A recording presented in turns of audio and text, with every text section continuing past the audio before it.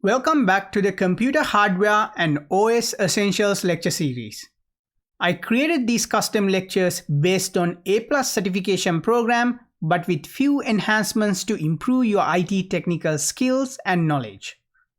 So if you haven't seen my previous videos, I will post a link in the description for the playlist.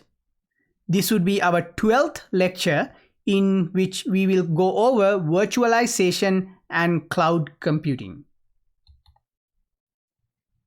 So in this lecture, we will introduce you to virtualization technologies. We will discuss how we can solve the problem of OS protection rings with respect to virtualization. We will briefly go over how we can implement and configure virtual machines and hypervisors.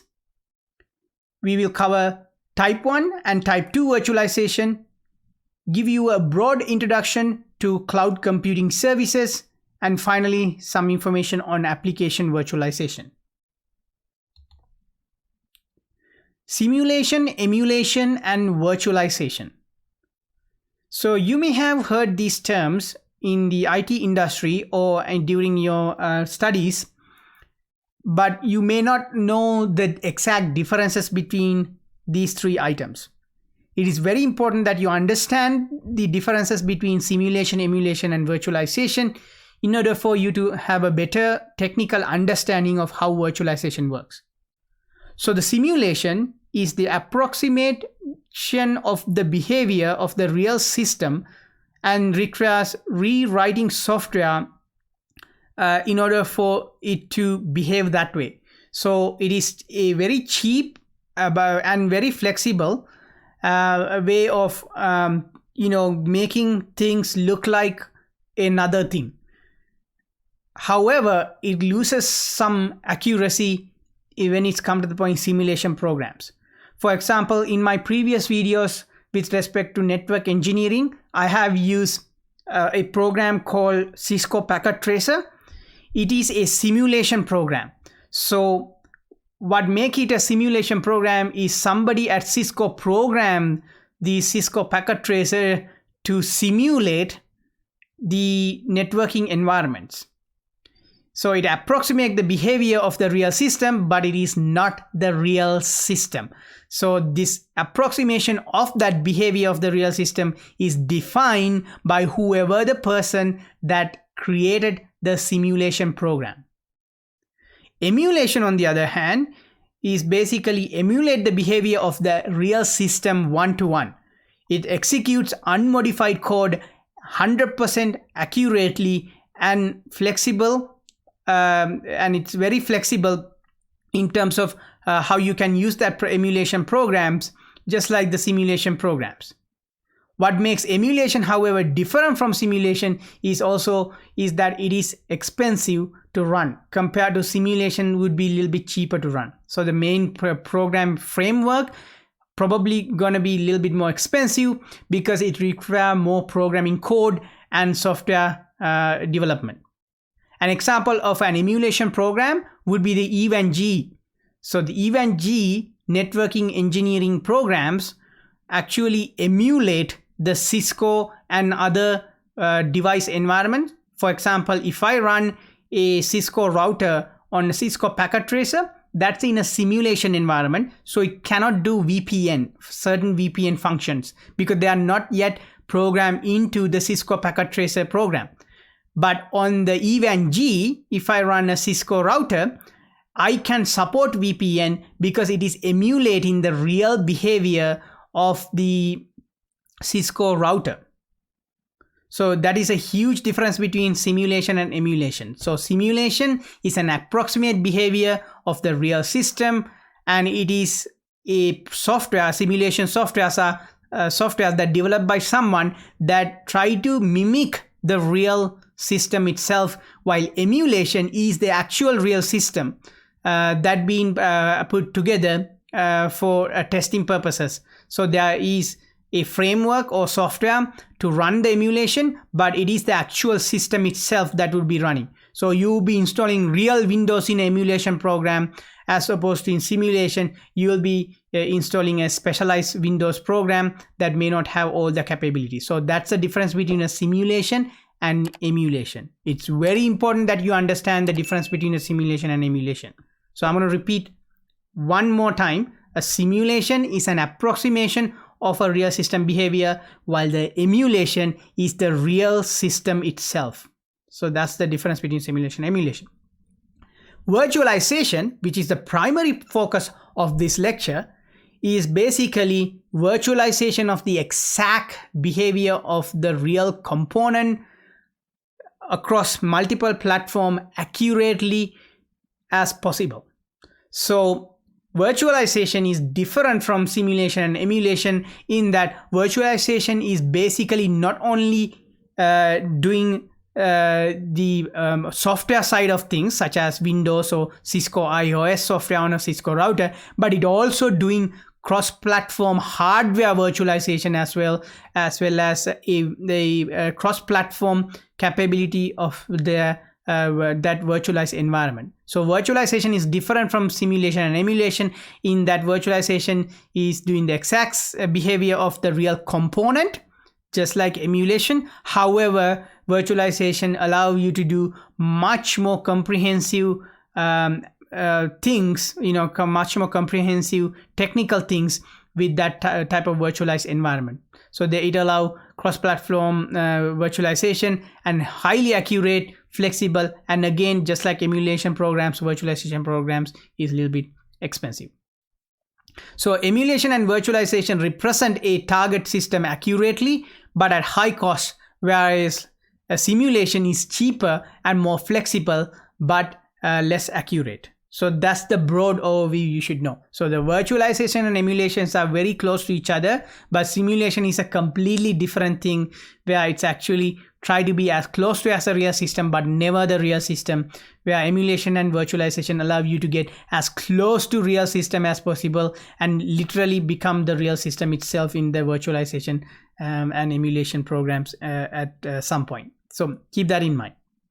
Right. So obviously emulation do have limitations that virtualization get rid of, and we will go over how virtualization work in the next few slides. That way you will understand what they are. But it's very important that you understand the differences between simulation, emulation, and virtualization so that it is good for your A+ certification exams as well as for your IT career. So why virtualize? Server consolidation and containment is a good reason to virtualize. That eliminates something what we call the server sprawl. Server sprawl happen where an organization or an entity purchase a server more than what they need, and then they utilize only like 10% of the server. So you will have really high powered server in a small business environment, for example.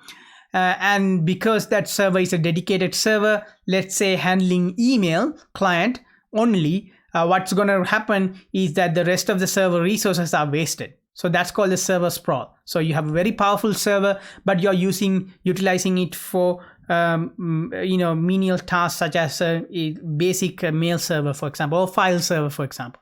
So virtualization can eliminate that kind of a server sprawl. Because it can increase the server utilization rates from 5 to 15% all the way up to 60 to 80% and more.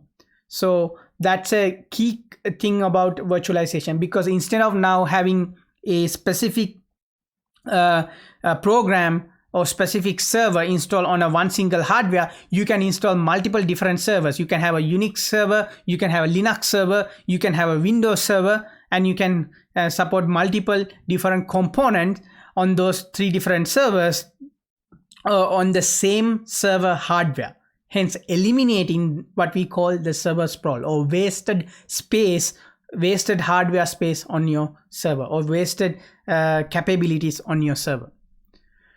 The another reason why we should virtualize is the test and development optimization.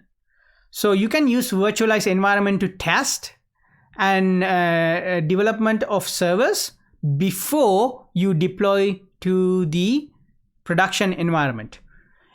Developer collaboration can also done on virtualized environment, hence reducing cost. So you don't need to have a separate server for development and testing purposes, you can just use a virtualized machine to do that on even a production environment. So you can have a production server but have a separate virtualized machine for your development and testing team. Standardization of development environments is another reason why you should be using virtualized machines. So those includes things like you can build one single virtualized server, a VM, and that VM or virtualized machine can then be replicated on multiple other servers in order to standardize the deployment of your services. So you develop all your services, all your programs, all your server scripting and everything into one single virtual machine, and then you replicate that machine across multiple servers for deployment in large-scale environments. So this is very useful in enterprise environments as well as small business and large scale business environments, where you need to have certain standardized deployment of software and operating systems and servers across multiple servers. So in that situation, you can basically develop one single server and then you can replicate it across multiple servers.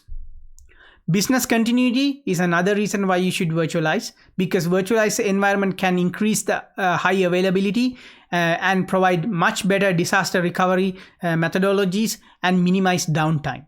So if you have two virtual machines that are replicated and they have data shared between them, or data being backup between them, if one virtual machine goes down, you can use the next virtual machine to back it up. The other way is that virtual machines can be backed up easily compared to a direct hardware machines. So that way, if a disaster happens, you can quickly recover from what we call a snapshot point, or like a brief instance of that virtual machine, and bring that your services back online in a very short period of time. So business continuity is another reason why you should virtualize. Enterprise desktops. So you may have certain enterprise applications such as accounting applications, human resource management applications, project management applications, where it require it to be run on a separate servers. But now you can share resources within those enterprise desktop environments by virtualizing those different applications. It also provides security options that may not be available on a hardware traditional servers, and also again it allows flexibility of those virtualized enterprise desktops. Reduce cost of ownership. So if you were to install one server software or a one operating system on a one hardware, that's going to increase your cost of running multiple different software operating systems on your environment, right? Because reason for that is that every single time you need to have a Linux machine, you had to have a hardware with the Linux machine installed. But having virtualized machine, you basically install the Linux on your same server as your Windows machine. So it reduced the hardware and operating cost by as much as 50% or more. It reduced the energy cost by 80%, because now you don't need to have multiple servers powering on to the supply that demand for different operating systems and software. And it also reduced the time it takes to provision new servers by up to 70%, because you can have pre-configured virtual machines that you can quickly deploy whenever you need. The best example I can give you is actually my house. I have a set of servers in my basement, and however I only have 3 servers. Those 3 servers currently run more than like 7-8 different virtual machines, running pfSense firewalls to Microsoft Server for testing and Microsoft Windows machines to Linux servers such as Ubuntu Linux servers to CentOS servers. So I have 13, 14, 15 different virtual machines on my 3 or 4 different hardware servers. Hence, I don't need 13, 14, 15 different servers to run all of these different programs for testing purposes and for firewalls, for example, pfSense, because I already have virtualized all of those environments within the 3 or 4 hardware machines that I have. So I significantly have reduced the cost of ownership of my home home server machines. So keep that in mind. So it's really cheap to virtualize as opposed to have hardware based systems. So what can be virtualized? So you can virtualize storage, network, desktop, and you can virtualize many items within those infrastructures. So when it's come to the point storage virtualization, you can combine and divide storage containers such as hard drives to appear as individual volumes to servers. So you can have a pool of hard drives created as a single volume or multiple volume in a virtualized hardware storage environment, and then you can point that to your servers in a many flexible way. So network virtualization, which is what I call the next generation of network engineering. So we went from having network systems basically completely hardware based to partially virtualized, to now we are moving on to fully virtualized network environment that allow us to dividing up physical network resources to be used by individual systems, and using software constructs to emulate network resources, such as using VMware workstations. We can actually build much more complex network environment for testing purposes, as well as also for full-scale deployment purposes as well. And full-scale deployment of virtualized networking is, I would say the next generation or next step in network engineering as of 2022. So we are slowly moving towards completely virtualized network environments. And the next one is the desktop virtualization, which is most of you are familiar with, where we use desktops that are hosted on a remote central server instead of on a hard drive on a local personal computer.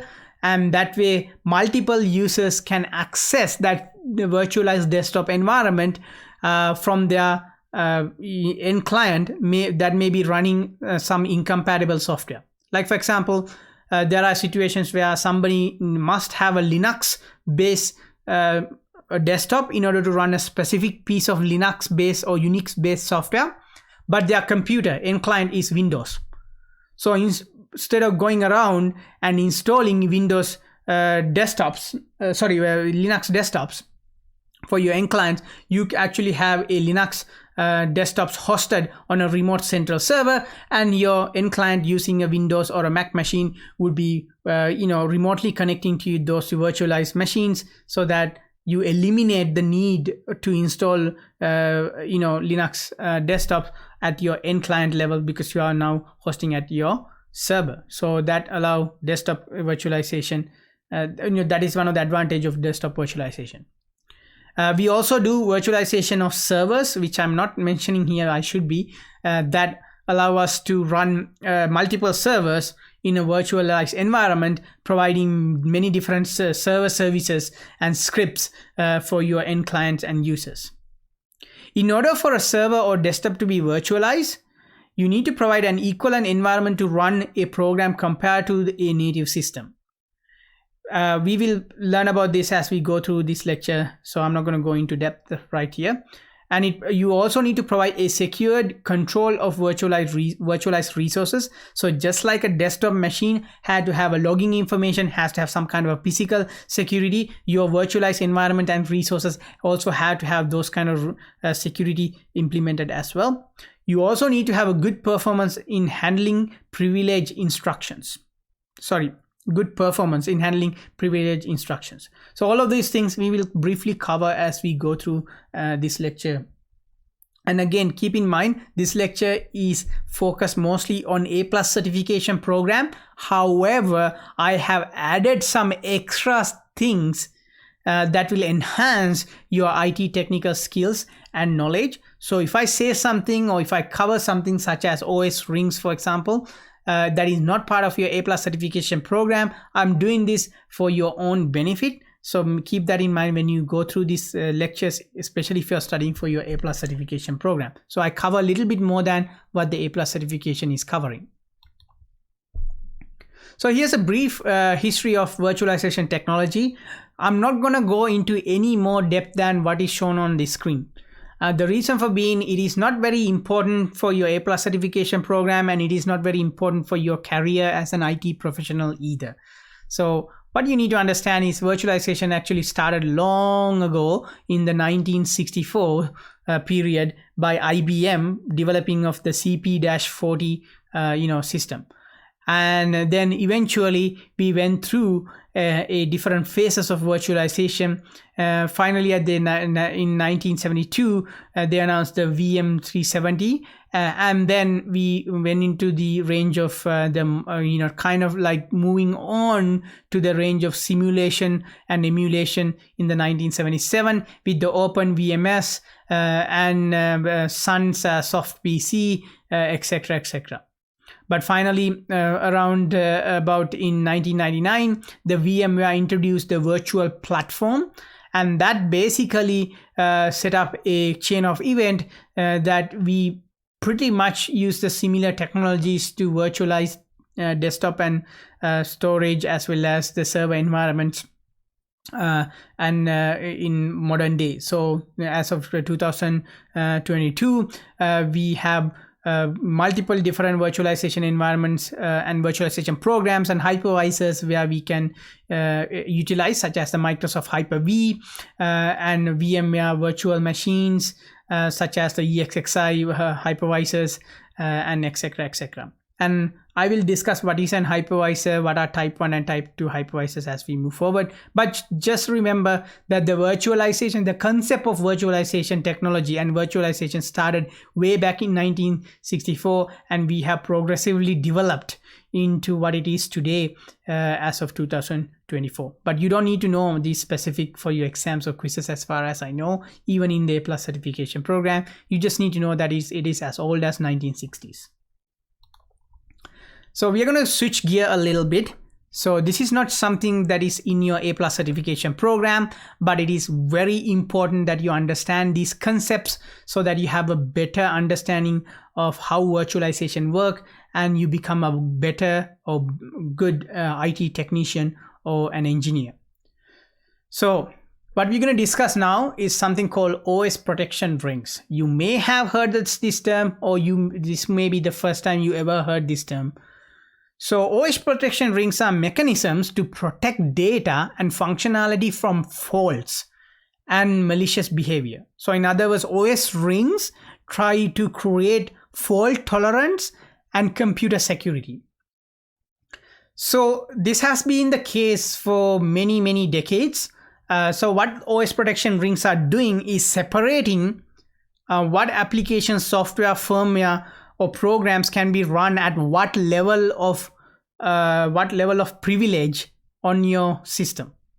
So for example, x86 architecture, which is used by CPUs and softwares in 2022, even today, there are 4 levels of privileges known as rings 0, 1, 2, and 3. So in x86 architecture, we have 3 OS protection rings. Sorry, 4 OS protection rings, 0 through 3. 0 is the most privileged, where most resources access is allowed within that privilege ring, as opposed to the ring number 3, the OS in x86 architecture have the least privilege for resource access. So in this type of architecture, in x86 architecture of OS protection rings, how it utilizes that OS protection ring is 0 being the most resource access and most privilege, with the 3 being the least privilege and least resource access allowable. So user applications have the least amount of privilege to prevent interference with other processes. So OS ring 3 in the x86 architecture is where you have your applications. So for example, Microsoft Office, Adobe Photoshop, your Notepad, your this software that I'm using to run record 4K videos are all running on ring number 3, because that's where the application and user interaction level it is, right? It is located. Ring number 2 is the device drivers. So the user level application running on the ring number 3, that's where the user going to be interacting with, and all the application are running. The ring number 2 is the device drivers, and ring number 2 is where typically device drivers are located, but it can be also ring number 1 as well. So, you can have ring number 1 and ring number 0 as well in the device drivers, but some device drivers at least going to be only operating in ring number 2.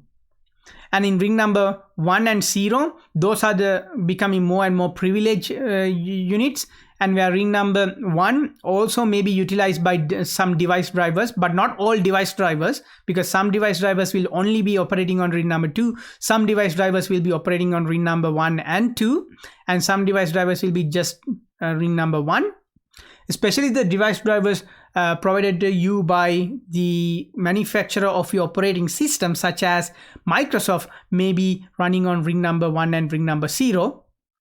And then on the ring number 0 would be the direct access. And that's where the kernel mode happens. That's where the most privileged mode, where the basic fundamental instructions for your AMD or Intel processors and chipsets operates at basically ring number 0.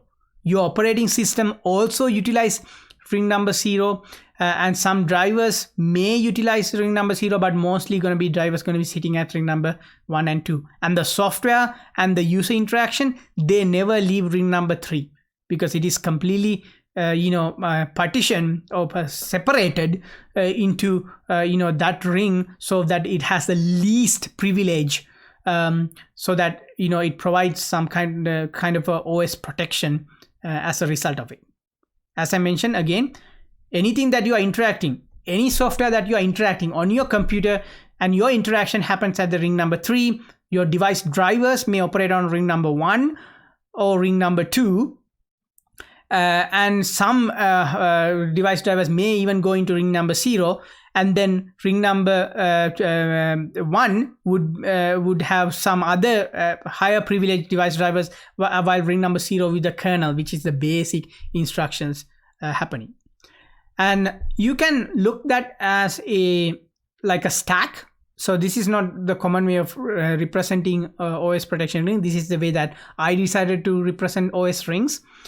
So you can look at it as a stack, where hardware is located at the very bottom, and just above the hardware we have the OS ring 0, which has the most privilege, and that's where the operating system gonna operate, because operating system needs to have direct access to hardware so that it can provide instructions to your Intel or AMD processors, so it can interact with the hardware. So that's where OS gonna get installed. And then we have the ring number 1 and ring number 2, and then in ring number 3 where the user applications happen, and the user applications will send system calls to the ring number 0, and that's where the operating system gonna reside, bypassing sometimes ring number 1 and 2, because some system calls, most system calls actually do not need any driver support, and those system calls get handed over to the hardware, and then the hardware basically provide the services that we need to know. I know this is really hard to understand for someone especially who is new to information technology and hardware engineering and software engineering, but you still need to understand this basic concept even as an IT technician who are learning A+ certification, because I believe this is a very important concept to understand. Okay, so this is not something that you will be asked on your A+ certification exam.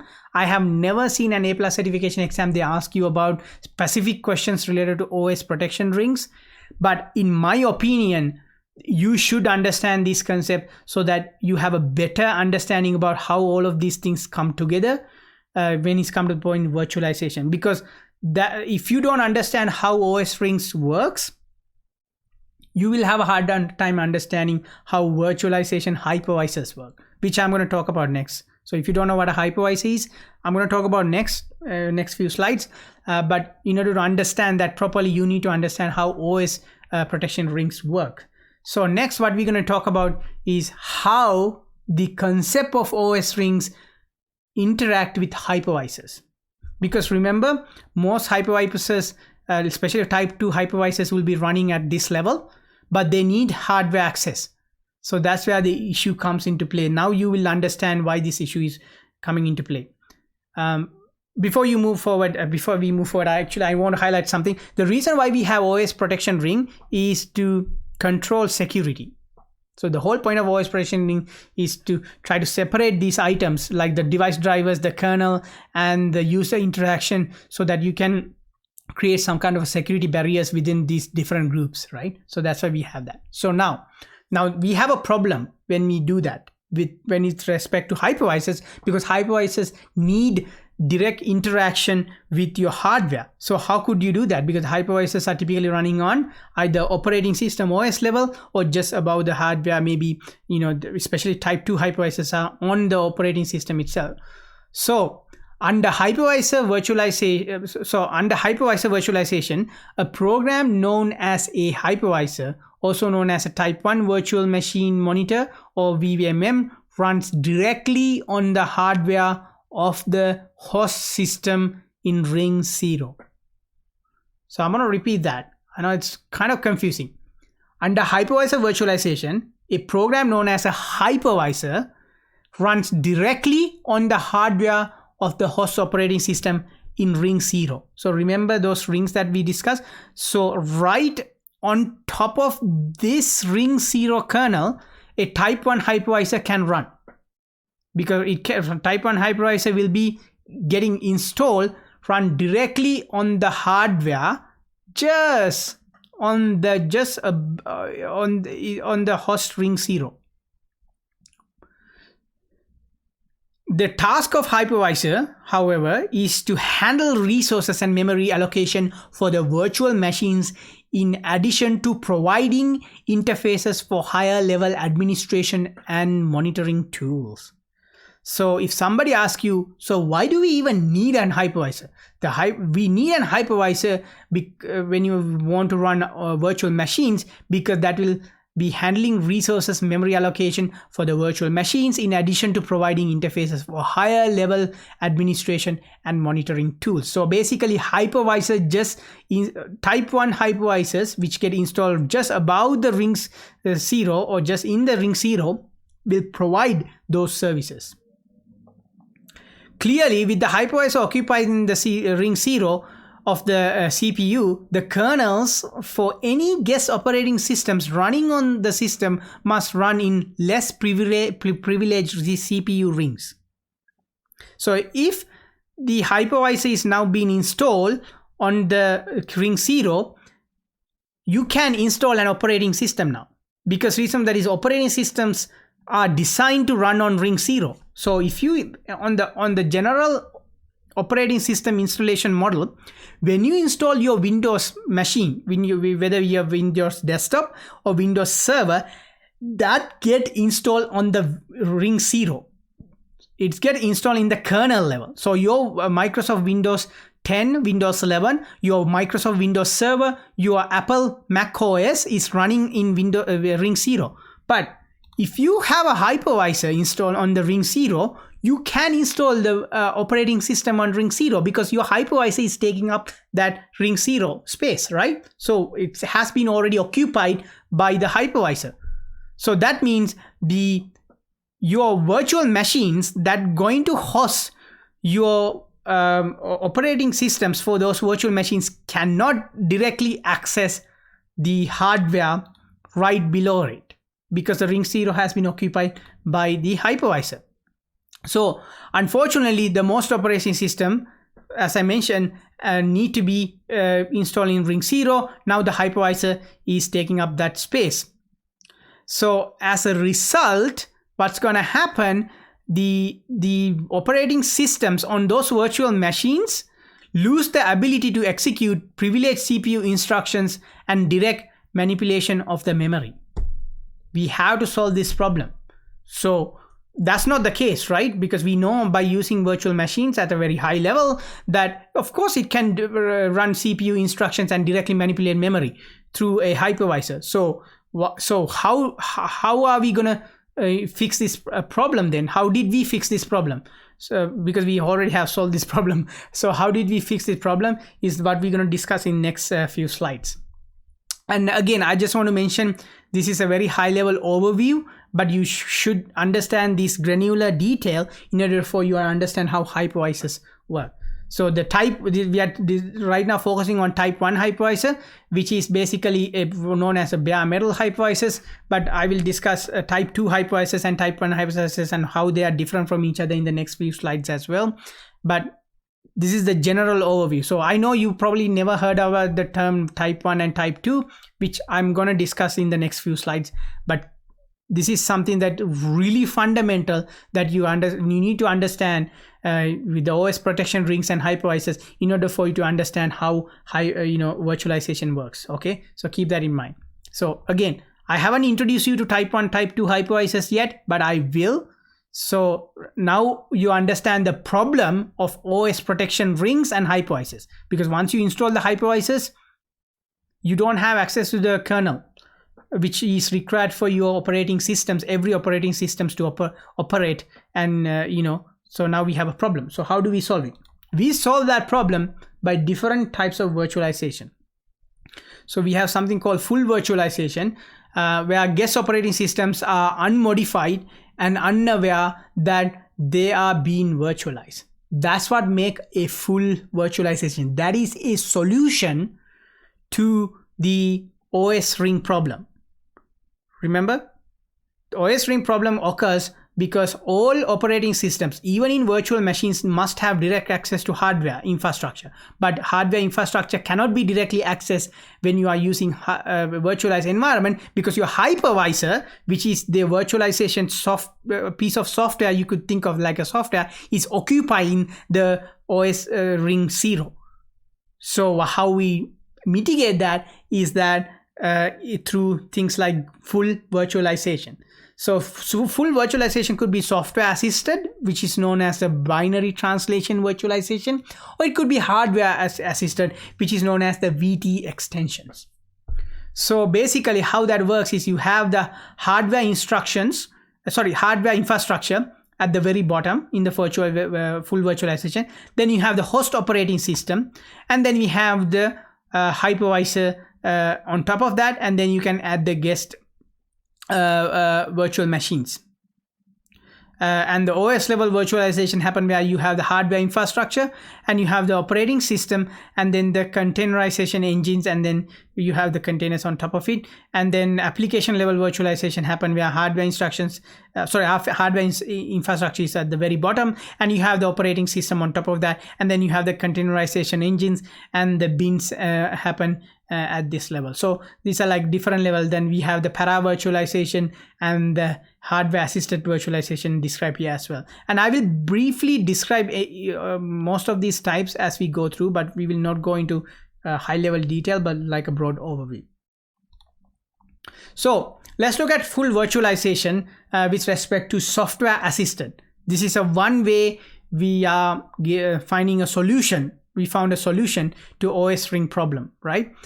So the guest operating systems are unmodified and unaware that they are being virtualized. So when you have a full virtualization with the software assisted method, your guest operating systems in those virtualization environment have no idea that they are virtual machines. So the virtualization is done via binary translation and direct execution. Hypervisors translates the binary code from the guest operating system to the appropriate CPU operation, and the user level code is directly executed on the processor for high performance. So this is a key feature of full virtualization software assisted method. So basically hypervisor translate the binary code from the guest OS to the appropriate CPU operation. So there is the user level code is directly being executed on the processor itself, and it is very high performance and it works flawlessly as a result. This type of virtualization is faster than hosted where uses less resources for virtualization, and VMware and Microsoft hypervisors are examples of such hypervisors. So if you have, like, for example, you have a USB drive that is trying to interact with the hardware at the very highest level at the OS ring 3, and it's going to get direct binary translation onto the hardware as a result of full virtualization software assisted method. The next one is the full virtualization hardware assisted method. So in this way, the guest operating systems are unmodified, and again it is unaware that they are being virtualized. Again, in this virtualization, this type of full virtualization where hardware assisted virtualization happen as opposed to software, again these virtual machines are unaware that they are virtual machines. The guest operating systems are completely unaware because they are unmodified operating systems. It uses the virtualization extensions built into the CPUs by Intel VT and AMD V. So in this type of virtualization, what happens is it is utilizing the CPU's specific virtualization hardware methodologies to virtualize the environment. So for example, Intel VT and AMD V. So that's why you need to make sure those things are properly operational and enabled. Processors are optimized for virtualization environment. So Intel Corporation and AMD Corporation have developed those architecture to support those virtualization environment. Privilege mode above ring 0, in which the hypervisor can operate, essentially leaving ring 0 available for unmodified guest operating system. So this type of full virtualization, how the OS rings problem is being resolved, is that the privilege mode above ring 0, in which the hypervisor can operate, are essentially leaving ring 0 available for unmodified guest operating system. So in just above the hardware, the ring 1 is where that the hypervisor gonna operate, where the ring 0 gonna be just above it.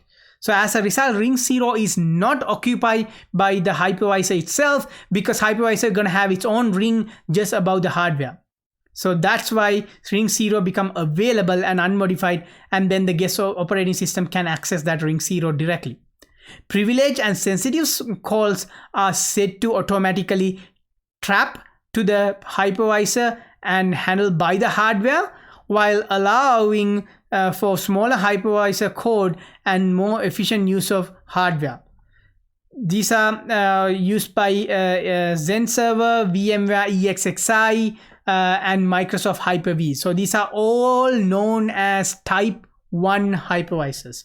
So the full virtualization where hardware assisted is typically known as Type 1 hypervisors. And again, I will describe what they are, while the full virtualization where software assisted are typically known as Type 2 hypervisors, such as VMware Workstation and Microsoft Hypervisor come into play. And these are different from those because Microsoft Hyper-V are Type 1 hypervisors that are hardware assisted full virtualization, and VMware ESXi vSphere is also a hardware full virtualization, and it is considered as a Type 1 hypervisors. And again, I will describe what is Type 1 and Type 2 hypervisors as we move forward in this lecture. Para-virtualization is another type of virtualization that is not widely used. And what para-virtualization going to do, the guest OS is modifying and is aware of being virtualized and communicates with the hypervisor. So this is a different types of solution to the OS ring problem, but this is a really complicated solution. I would say this is one of the earlier form of virtualization solution for the OS ring problem, because in here we have to modify individual operating systems software to work in the virtualized environment. You can just get a, for example, Windows Server or Windows 11 operating system, Windows 11 Pro, and just install in a para-virtualized environment, because you have to modify the Windows 11 Professional into para-virtualized to work with the para-virtualization. So this is a very, very, very what do you call, not so cost-effective method.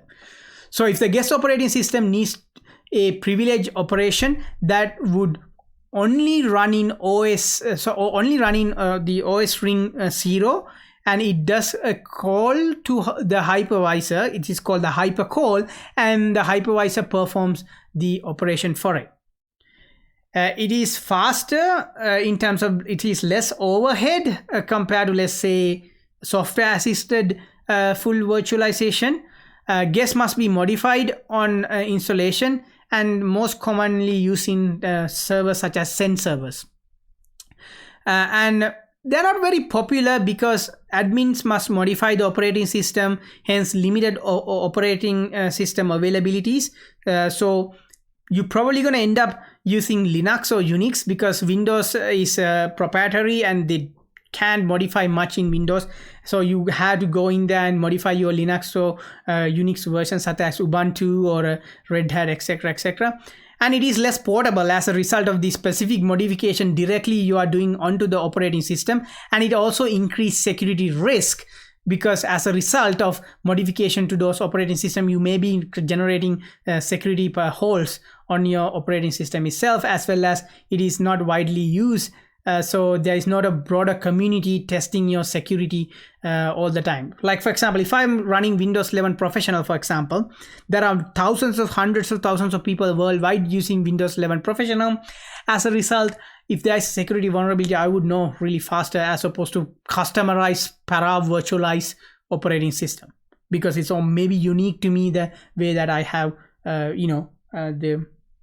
modify the operating system. So that's why para-virtualization is not very popular in 2022. So I have mentioned the type 1 and type 2 hypervisors briefly on my previous slides, and now we're going to go into depth of what they actually mean. So in case you have never heard the term type 1 and type 2 hypervisors, and this is where you're going to learn about that a little bit in depth. The main difference between the type 1 and type 2 hypervisors is whether the host computer has its own operating system. So that is the primary difference between the type 1 and type 2 hypervisors, whether the hypervisor is installed on a host operating system or directly installed onto the hardware itself. So type 1 hypervisors install on a computer before an operating system, and therefore usually called bare metal hypervisors, and it partitions the hardware computing power into multiple VMs right on top of the hardware itself. When it compare that with the type 2 type of hypervisor, it installed in host operating system as an application, in other words, a piece of software. Not as powerful as type 1 because it is depending on the host operating system. So type 1 hypervisors installed right on top of the hardware, and it doesn't have any dependencies on any other operating systems, and it basically resource allocating those hardware directly onto the virtual machines which the hypervisor supports, while the type 2 hypervisors, it installed on top of a currently running operating system on that hardware, and then it is depending on that hardware to do some certain functions.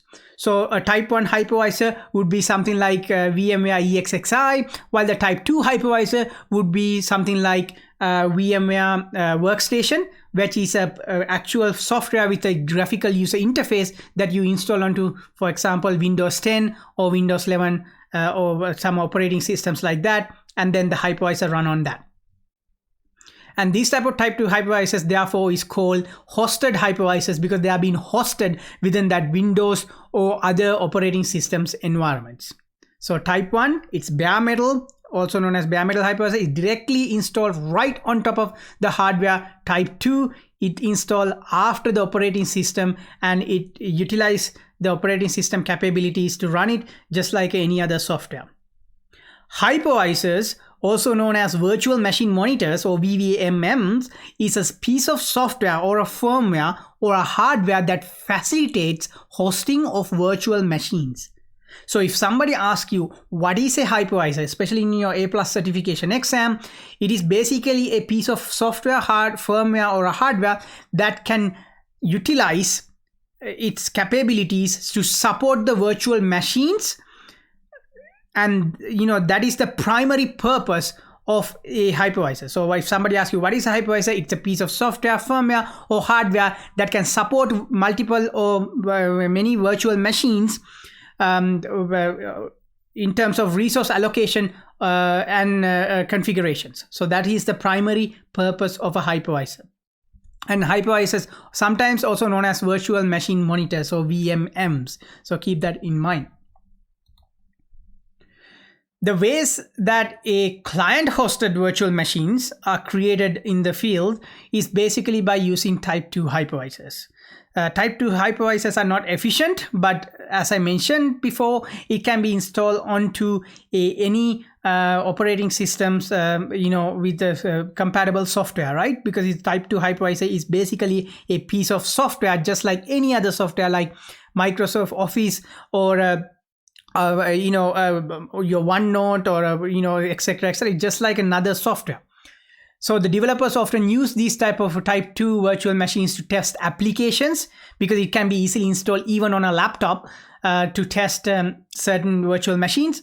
Help desk technicians may use VMs so they can easily switch from operating system to another and test certain items. Honeypots are single computers or network of computers that lure hackers to protect the real network, and those VMs can be used to create those honeypots. Then can be used even for analyzing those threats and threat actors, and even capture them, like give that data to maybe authorities, or try to find ways to mitigate those threats. Students also use VMs, this type of Type 2 VMs, to install and practice using supporting supporting different operating systems. And for example, VMware Workstation, Oracle VirtualBox, those are Type 2 hypervisors that allow those students to easily, cheaply install different virtual machines for practice and learning purposes. So on the bottom of your screen, I put another diagram that shows the difference between Type 1 and Type 2 hypervisors. So on my previous slide, I described how Type 1, the hypervisor, go directly on top of the hardware, and then it will support different virtual machines and its guest OS. As opposed to Type 2 hypervisors, the hypervisor does not get installed directly on the hardware.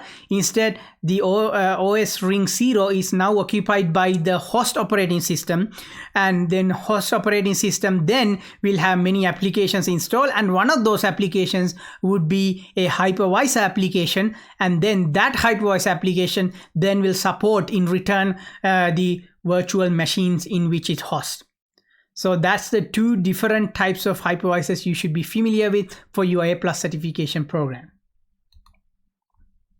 So here's an example screenshots of VMware Type 1 and Type 2 hypervisor. Here you have this hypervisor set up on a Windows 10 machine. I created this on my own desktop. And we have multiple virtual machines. So we have Windows 10 and Windows 11 machine. It's a dual boot machine. And we have a CentOS machine, and we have Ubuntu machine. We have VMware ESXi, which is a Type 1 hypervisor, installed here as well. So you can install many virtual machines just using this nice graphical user interface that comes with this type of Type 2 hypervisor software. And this is an example of a web GUI as opposed to a software GUI. This is a web GUI that you get with the ESXi hypervisor. VMware ESXi Hypervisor is a type 1 bare metal hypervisor, and it can be managed through a web GUI, which I'm accessing web GUI through my local IP address.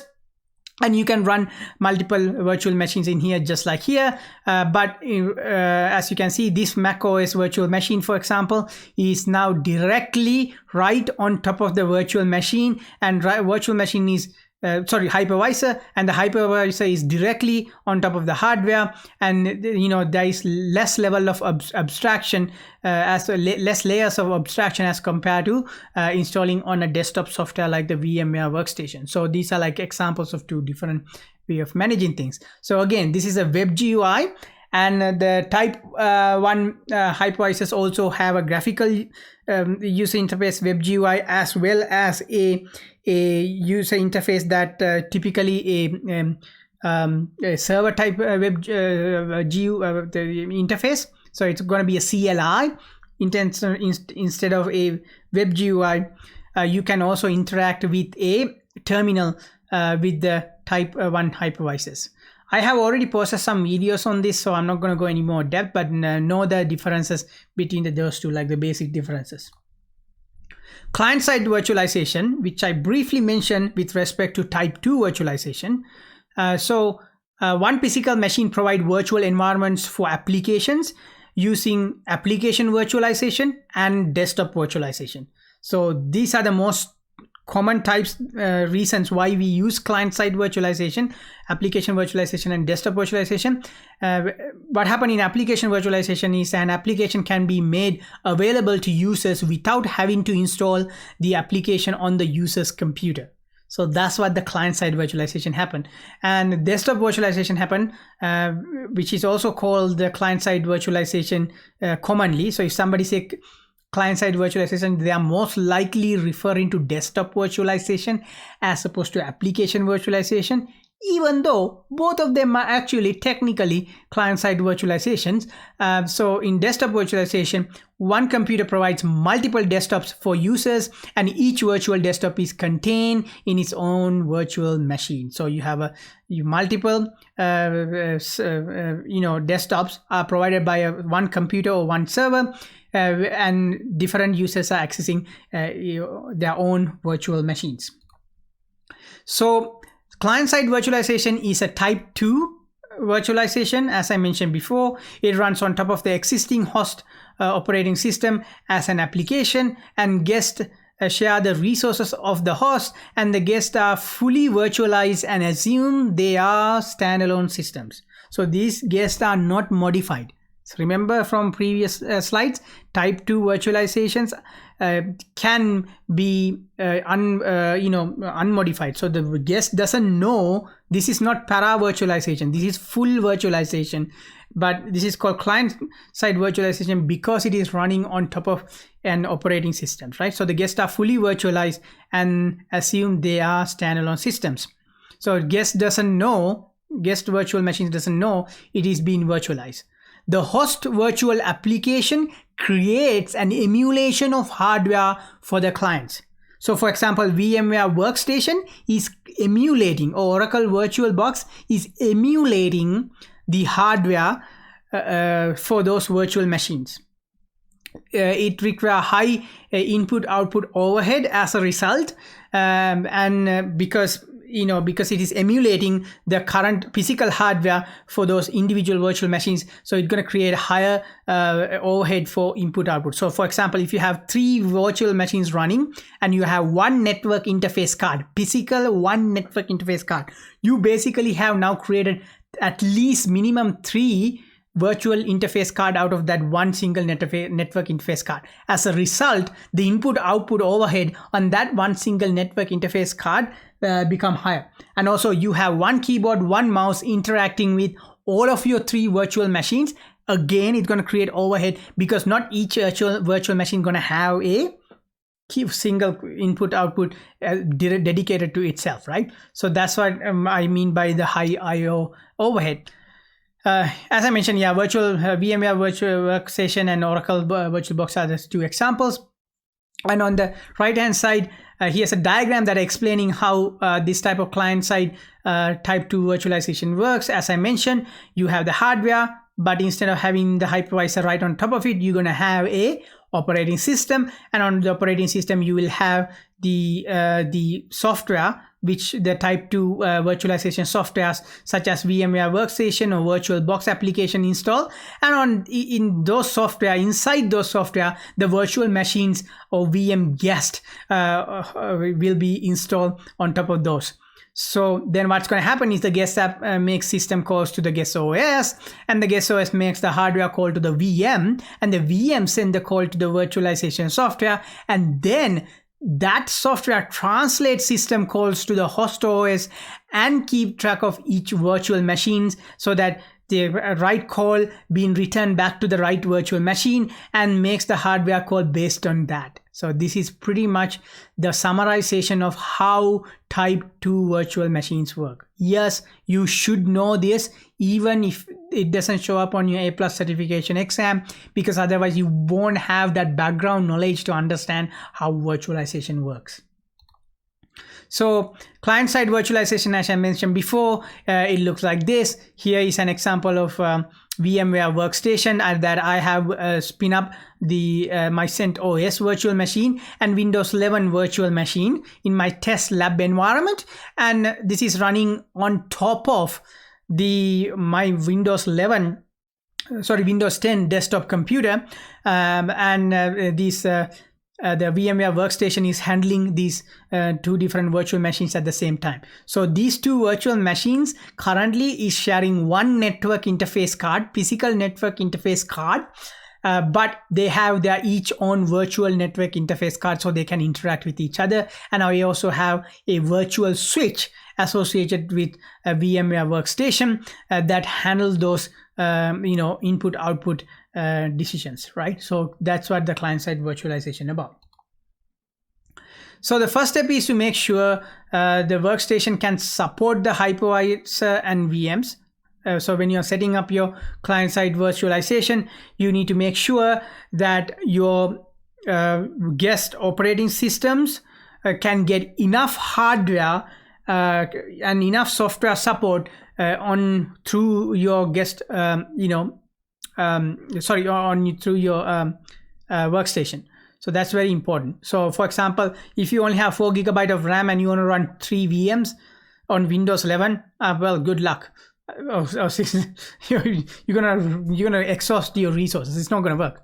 So that's what I meant by the first step is to make sure your workstation can support it, and you need to customize a virtualization workstation. So what I mean by that is that it is very important that your virtualization workstation do not use up all your available hardware resources. So you need to take into consideration your maximum CPU cores, the motherboard BIOS UEFI limitations, the resource allocation within each VM, that includes the maximum RAM, virtual machine storage space, the virtual hard drives and VM file locations, network requirements, and emulator requirements. So I'm going to go over them quickly. So what that means is basically, if you have an Intel, like I have Intel i9 processor, let's say you have Intel i3 or i5 processor, you have a limitation on how many maximum CPU cores you have. So you don't want to allocate all your CPU cores to your virtual machine hypervisor. Because if you do that, you're going to bog down your operating system and you might even crash your operating system. Same apply to your maximum RAM, and same apply to your virtual machine storage space. You don't want to allocate all your hard drive space to virtual machines so that your host computer's operating system can operate. Because remember, this is a type 2 hypervisor. So your main operating system still has to use some the hardware, the same hardware which it is trying to share with the virtual machines through the hypervisor. So make sure that you allocate properly. And these type of client-side virtualization software, like type 2 softwares, allow you to point your virtual hard drives to different locations. So your virtual hard drives can be 3, 4, even 10 gigabyte of space it can take up. So those hard drives can be either relocated or can be installed from the beginning onto different partitions or different hard drives on your desktop computer or your server. So keep that in mind. So you can do all of those things when you're setting up your client-side virtualization. When it comes to point network requirements, if you are setting up a virtual machine that requires very high bandwidth network connection, that will interfere with your desktop computer other needs as well. So keep that in mind. And some emulator requirements, such as EVAN-G, for example, emulators, that it has certain specification that it has to have in order for those emulators to work. For example, if I want to run, like I have done some emulations and simulations of Palo Alto firewall.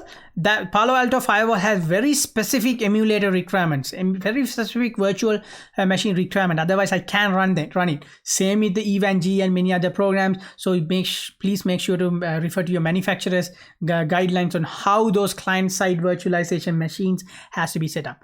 Whatever you do not allocate your entire RAM, your entire CPU cores to virtual machines, because if you do that, it will make your system unstable and result in crashes, because your machine in type 2 environment has to share your operating system. Your main operating system has to share resources with the hypervisor so that the hypervisor can share that resources with each virtual machines. And as you increase the RAM, CPU and other resource usage of your desktop computer, it's going to get exhausted and it could result in a crash. So keep that in mind. So I mentioned a little bit about BIOS on the previous one. The motherboard BIOS UEFI, the hypervisor support has to be enabled, because that is how the hypervisors work. So even if you have a type 2 hypervisor, you must enable the hypervisor capabilities of your Intel or AMD processors. And how you would do that is to go to your BIOS, and you need to go to the advanced section of your BIOS and then enable the virtualization technology. Whether it's AMD or Intel, there should be an option to initializing or turning it on. And on UEFI, it will have the graphical user interface. And again, you go into the advanced section, and in here we are enabling Intel VMX technology. And by making it enable, what's going to happen, it's going to making sure that those virtualization hypervisors can be supported. If you disable these, it comes disabled right out of the box, your hypervisor software will not be able to run those virtual machines, even though it is a type 2 hypervisor. Type 2 hypervisors still need the BIOS UEFI virtualization support so that it can run those virtual machines accordingly. So make sure that you go to your BIOS or you go to your UEFI and enable the hypervisor capability, virtualization capabilities, and they are typically located in the advanced section of your BIOS or UEFI. So then finally, that you have decided that you can install your client-side virtualization and you have all your things, all the ducks in a row, you need to install and configure those type 2 hypervisors. So a hypervisor offers a way to configure each VM. So whatever the type 2 hypervisor you decide to install, it gives you some flexibility and some configurable options within those hypervisor software. And examples of type 2 hypervisors include the Oracle VirtualBox, which is a free software, and VMware Workstation Pro, which is a paid software. And each software has different ways of setting up the hypervisor, and fundamental principles behind the setup are pretty much the same. So because I don't have a YouTube video on setting up Oracle VM VirtualBox, so I'm going to go through some screenshots in this lecture. But however, I will post a separate video on setting up how you can set up a Oracle Box VM virtual box hypervisor. Okay, but for now I'm just going to go through this bunch of slides so that you have some understanding of how this Oracle VM VirtualBox Type 2 hypervisor works in general sense. So in here we have a Type 2 hypervisor, which is the Oracle VM VirtualBox, and I have a bunch of VMs installed. I installed them for my classes, my IT classes. So that's why you see this PBX and other virtual machines here. And I'm here picking a Windows machine called Windows Server 2019. And here are some information that would display in this particular hypervisor software. So it gives me some overall picture of what I'm looking at, how this operating virtual machine is set up, and what are the configurations in there. Like for example, in here we have two adapters. So we have two virtual network interface ports, and you know, it has a memory allocation of 128 megabytes, and it has a base memory of 4000 megabytes, and it has the name of Windows Server 2019, and the operating system is Windows Server 2019 64-bit. So that's the information you basically get from Oracle VM. And if you go into depth, like if you go click on here where it says settings, if you go into the settings of this, I believe setting is right here. If you click on the settings thing, you will get this pop-up window, and in there you can see some general settings that will give you where the snapshots will be saved. So the snapshot folder is where you can do the backup of your virtual machine, and in VMware VirtualBox, Oracle VirtualBox allow you to put snapshot in different locations, and that's where you can configure that.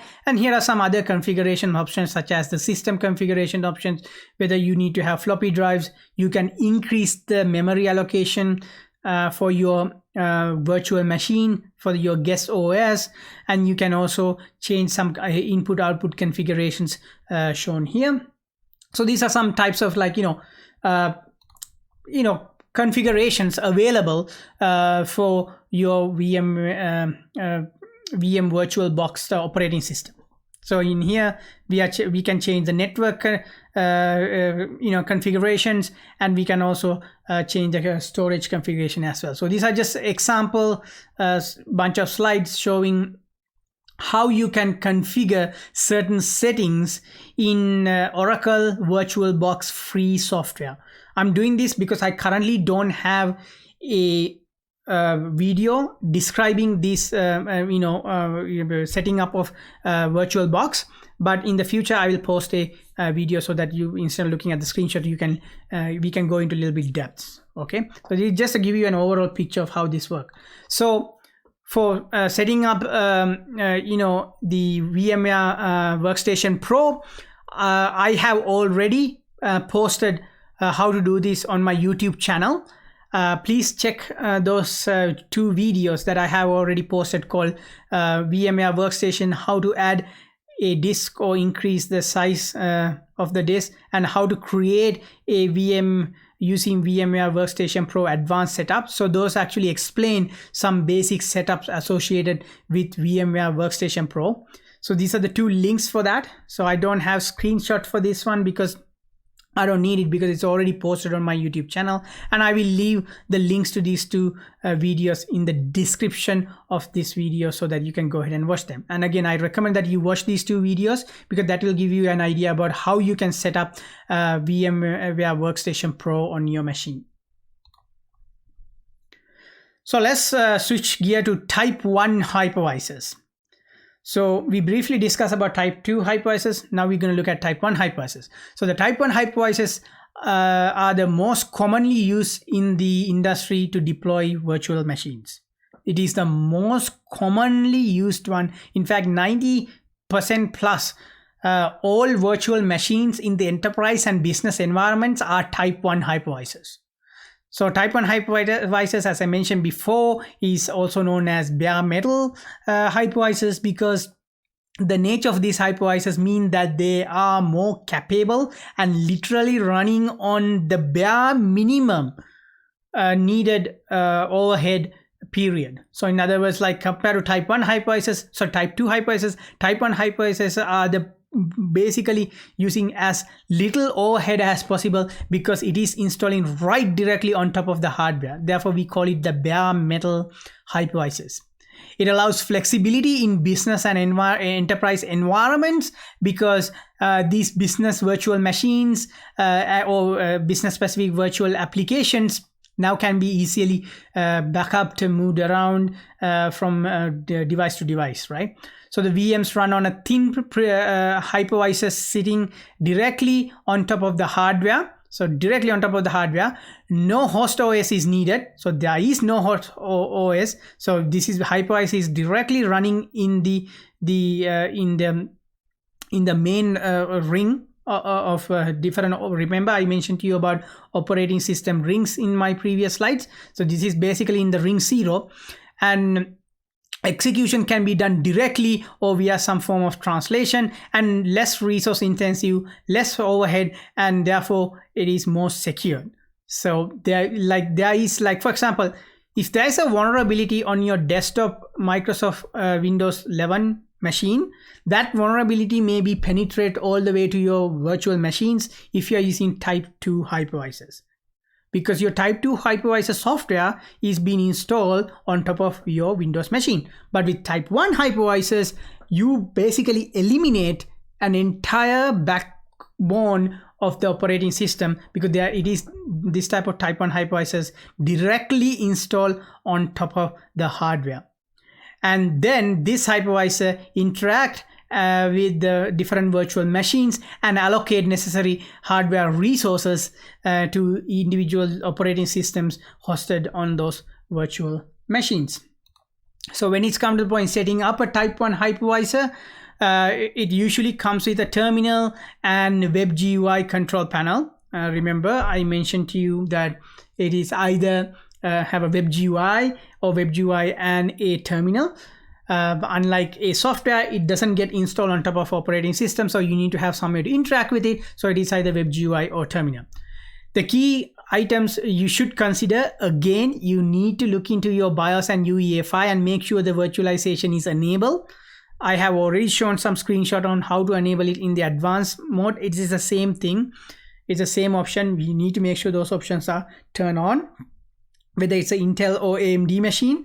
Hypervisor installation server hardware is another thing you need to take into consideration. So in an enterprise and business environment, typically server hardware comes with multiple network interface card or NICs. So, and it allow RAID configurations, allow multiple redundancies, including a power supply redundancy. So you need to take all of these into consideration when you are deciding a hypervisor, type 1 hypervisor installation for your clients. So as I mentioned, the multiple network interface cards is a really good idea for a type 1 hypervisor, because that will give you the maximum benefit or maximum capabilities of this type of hypervisors with many virtual machines installed. I mean, you can install even 10, 20, 30, 40 virtual machines using a single type 1 hypervisor with very little impact on performance, as long as something like VMware ESXi is installed on a capable hardware server. And you also need to think about redundancy and backup. So in addition to you backing up your virtual machines itself, type 1 hypervisor itself can be backed up in some cases. For example, VMware ESXi, you can back up the configurations for VMware ESXi to a separate machine, if you separate the device. So think about that as well. Examples of type 1 hypervisors include the Proxmox, which is a free open source, I believe, type 1 hypervisor. VMware ESXi, also known as vSphere. It is free for home lab use and personal use, but it is not free for enterprise use. So keep that in mind. VMware ESXi and vSphere the VMware ESXi Type 1 hypervisor itself is free for home lab use as well as home use. It is a full-blown, fully working, unrestricted, Type 1 hypervisor. But the vSphere capabilities are limited on those ones because it is only for home use and home lab use. And if you want to use it in the enterprise or business environment, you need to purchase a license from the VMware ESXi people. And the other one is called the Microsoft Hyper-V, which is also a paid software. However, certain Microsoft packages, such as Microsoft Enterprise Server, comes with the Hyper-V already part of the licensing fees. So if you buy a Microsoft Windows Server Enterprise licenses, it may comes with already Microsoft Hyper-V. So make sure you check that for your client before go ahead and purchasing Microsoft Hyper-V. So again, I'm not going to go through how you can set up a Type 1 hypervisors because there are many different ways to set it up depending on, again, the manufacturer and the type of software you use. However, I have done multiple videos on installing VMware ESXi Type 1 hypervisor. And I will post links to those videos. These are 3 videos that are already posted called Install VMware ESXi Hypervisor, VMware ESXi configurations for beginners, install a guest VM on ESXi server, thin provision. These are like 3 videos that I have made, and I will leave the links for these videos in the description of this video. And I would recommend that you go ahead and watch those videos so that you will have a better understanding about some of the configurations associated with VMware ESXi. Again, it is very specific to this particular Type 1 hypervisor called the VMware ESXi. It is different from hypervisor to hypervisor, but it will give you an overall picture of basic setups associated with these type of configurations.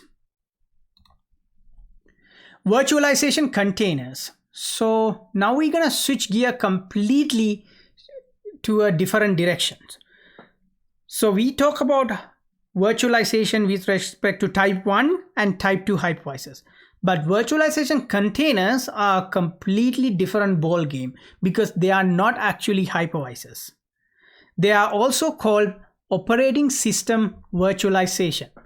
And these type of containers isolate the guest but doesn't virtualize the hardware itself.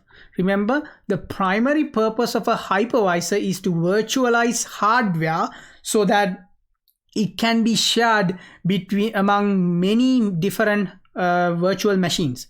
But the containerization or virtualization containers do not virtualize hardware. That is a key important concept and what makes virtualization containers different from that of the hypervisors we previously discussed. And they use a container for each virtual environment. Kernel provides process isolation and performs resource management. So instead of hypervisor doing the resource management and process isolation, the kernel itself going to do all of that. Operating system kernel is altered and tools are added to it in order for those containerization programs to work. Virtual machines are running under the same kernel, but they effectively have their own file system, processors, memory, and devices. So the virtual machines are utilizing the same kernel. Everybody is using the same kernel, but they effectively have its own, idealized, isolated, system. So therefore, there are no such thing called guest operating systems because no hypervisor to separate resources from their physical machines. So that's what makes the containers significantly different from that of a traditional type of Type 1 or Type 2 hypervisors. And those type of containerization hypervisors include the FreeBSD jails, Solaris zones, LXC Linux containers, and Docker. So Docker is getting very popular in 2022. If you Google search Docker, you'll find hundreds of articles of that. Docker is actually a type of virtualization containers. The key differentiator between containers and virtual machines is that virtual machines virtualize an entire machine down to the hardware layer. while the containers only virtualize the software layers above the operating system level. This is a very important concept that you understand. Containers are all about the process isolation as opposed to isolating the machine itself. So keep that in mind. Containers do not have hypervisors. So virtualization containers, if we put it in a graphical format, this is the easiest way to explain it. So in a typical hypervisor, you have the host operating system. Let's say it's a type 2 hypervisor. You have the type 2 hypervisor installed on top of that, and you have the guest operating systems on each of your virtualized environments. But in a virtualization container methodology, what's happened is you have a host operating system, but you have all the supporting runtime files associated with that particular virtual machines in a one single container, and these containers can be then moved between different machines, just like a virtual machine. So therefore virtualization containers are not the same as using an hypervisor. So this is a broad overview of how containerization is different from hypervisor based virtualization. So this is all I'm going to cover for you for your A+ certification program for now, but maybe I will go into depth about how containers work in a separate video. But for your studies, this is all you need to know. Okay, keep that in mind. Containers are not hypervisors. They are different from hypervisors, but they still allow virtualization. Containers still allow virtualization, but they are not hypervisors. They don't have hypervisor. So next we're gonna go over how we can secure a virtual machine. So securing the resources in a virtual machine involves securing the VM within the VM. VMs should be isolated for the best security. And you need to secure files that holds a VM as well. So like if you have any virtual machine files that are remotely located, let's say on a NAS drive or network attached storage drive, it has to be a secure folder so that other people or threat actors cannot get access to. You need to also secure the host computer itself. So if you have a type 2 hypervisor, you need to make sure your host computer is secured, because security of host computer will impact the security of your virtual machine. So this is the basic things that you can do. But the next few slides, I will give you a little bit more in-depth options for securing your virtual machines. So there are a couple of ways that you can secure your virtual machine. They include protect the guest operating system. That involve to protect your guest operating system, make sure that it uses the most recent patches and, if applicable, anti-spyware and anti-malware applications as well. So just like a regular computer that is not virtualized or regular server that is not virtualized, the same precautions that you take on those machines need to be taken on your virtual machines. So if you install Microsoft Windows Server onto a virtual machine, you need to make sure it has some anti-spyware, anti-malware, or all the necessary security applications associated with that installed within that virtual machines as well. You also need to make sure your Microsoft Windows Server virtual machine is up to date by running all the Microsoft updates for that virtual machine, and keeping it up to date will make sure that you protect against any threats, right? So to do that, if you're not sure on any operating system, you need to see the documentation from your guest operating system, vendor, and potentially other information available in books or on the internet that associated with that particular operating system. And this also important for drivers as well. So you need to make sure, even though your operating system is in a virtual environment, you keep those drivers associated with those virtual environments up to date, and that will make sure that your operating system is properly secured. Next thing, you need to disable unnecessary functionalities. So what does that mean? That means, check the unnecessary functionalities that, you don't use that could have a potential points of attack. Because many of the features that are used infrequently and can be exploited by a threat actor, you can actually, disable those infrequently used features. So remove unnecessary hardware and disable certain features such as host guest file system, or copy and paste between virtual machines, for example, or remote console, SSH, even telnet and SSH, even you should be disabling if you don't use it. SSH is a secure version, like a secure way of communicating with your hypervisors. Some hypervisors such as ESXi, which is a type 1 hypervisor, allow SSH access, but they always recommend, the manufacturer, the VMware always recommend disabling even SSH, the secure SSH, even when you are not using it, because if it is not constantly used, why keep those ports open? Why keep those features open? So disable any function that is not using.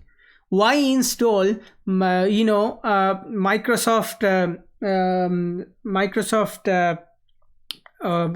Exchange, Microsoft email exchange server on your Microsoft Windows server if you don't use it? Don't install Microsoft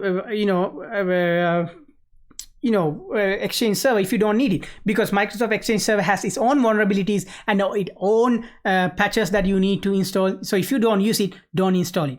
If you don't need a DHCP server, don't enable DHCP. If you don't need a certain features, don't install it. But if you need a certain feature, let's say you need to run a web server, then you need to install only those components and only those components to make sure that you don't open up too many possibilities for your hackers. They also use templates and scripted management. What that means is virtual machine templates enable you to set up the operating system so that it meets your security requirements and to create other virtual machines with the same settings. So basically, you're going to create a template at the very beginning with all the necessary features that you should have, with the security features, the software features, certain protocols, everything applied to that one single virtual machine, and then you're going to replicate basically copy that virtual machines multiple times in order to create your future virtual machine. So your starting point is secure up to the level of your customization that you have done initially. So basically, you have a template to do it.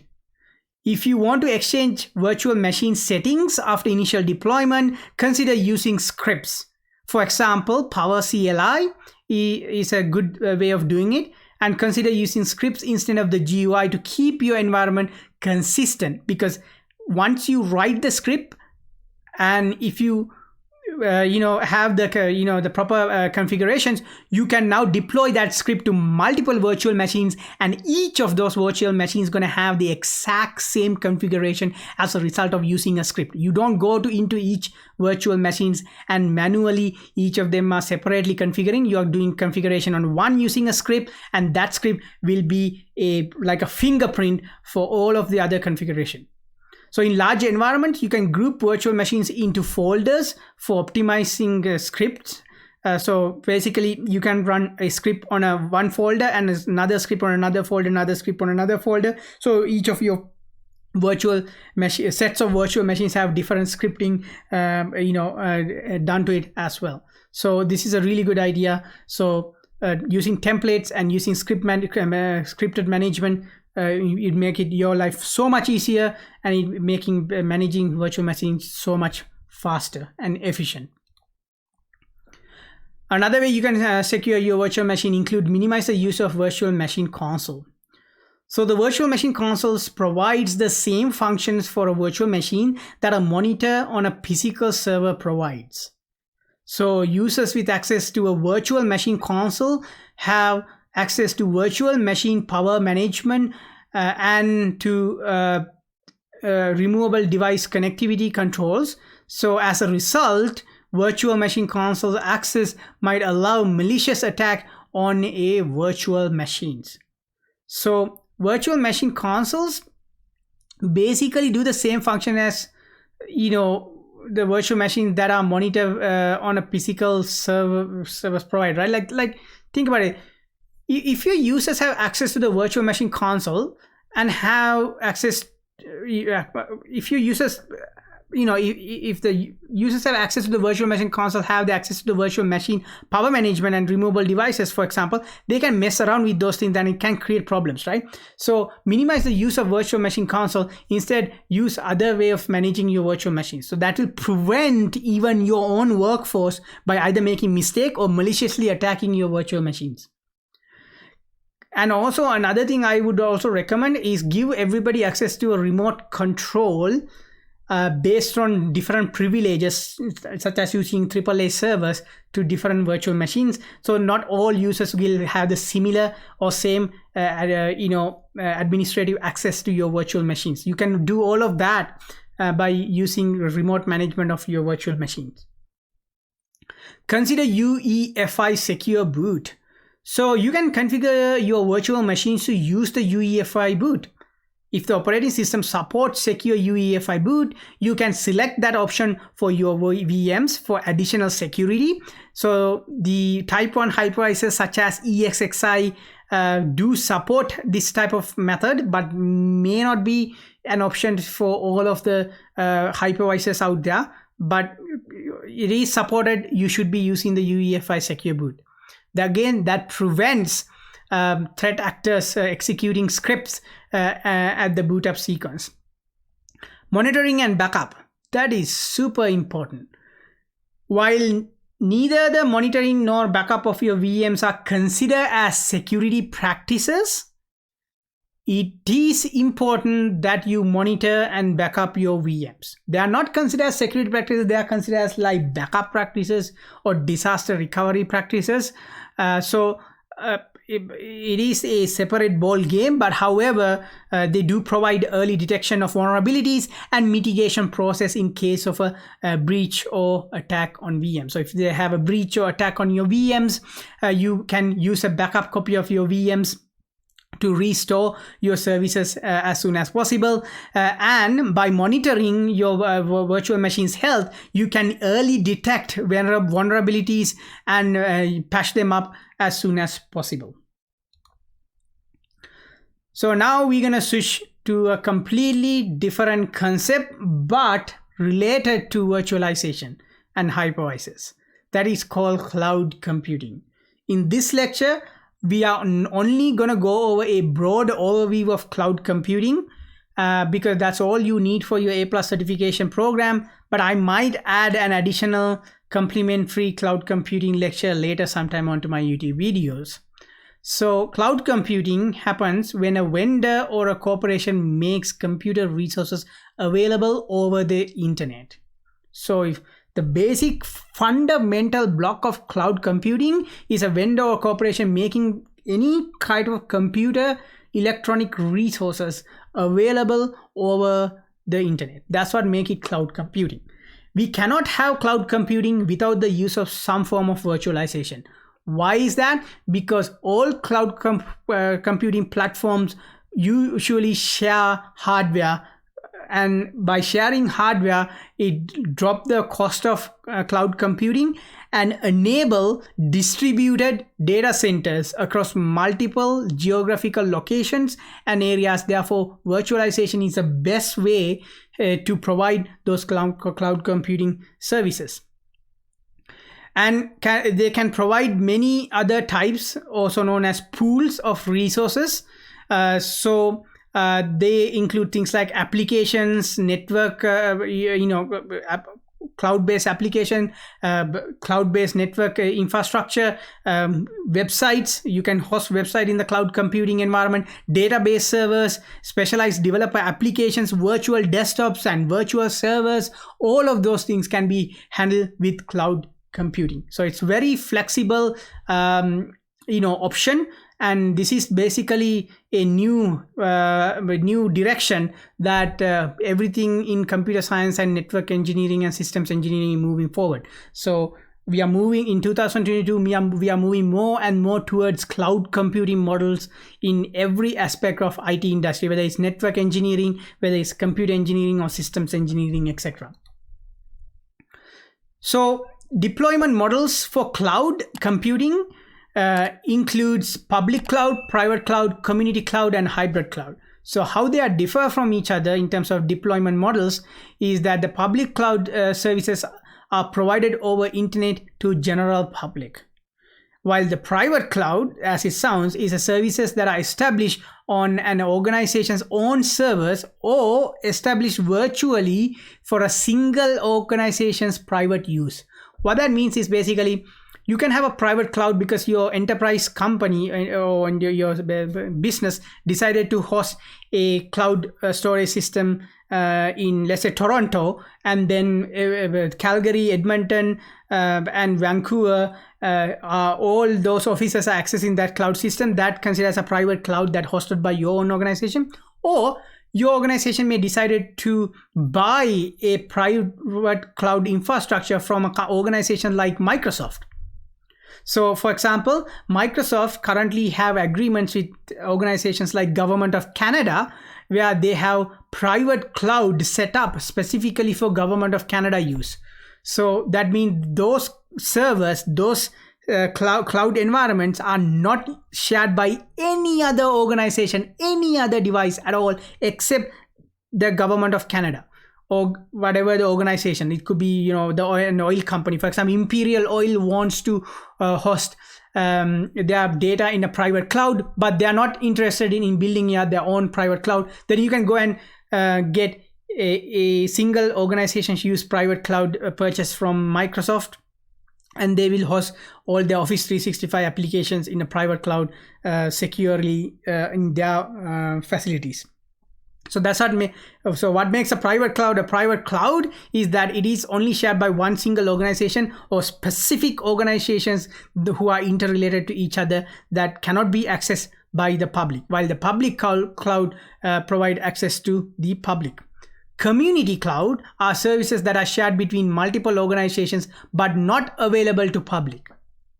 So how is a community cloud is different from a public cloud, right? You may ask that question.